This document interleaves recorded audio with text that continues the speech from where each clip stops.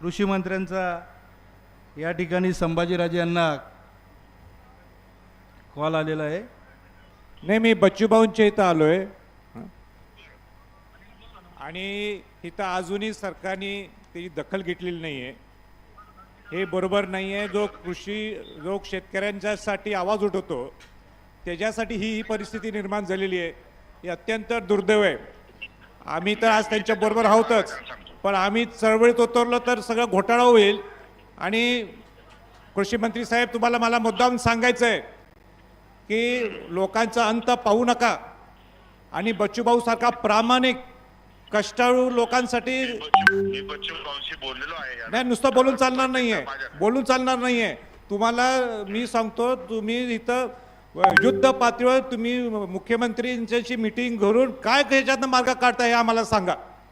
का त्यांचं बच्चूभाऊचं मरण बघायचं काय तुम्हाला? आम्ही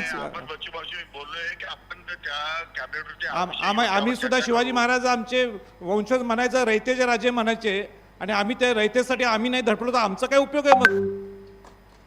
मग आमचा काय उपयोग आहे?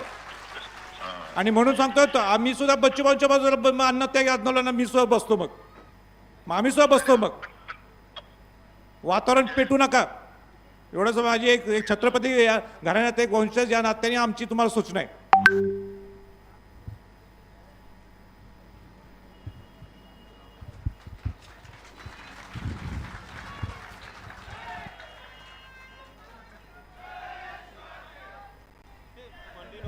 छत्रपती शिवाजी महाराज की जय भवानी, जय भवानी।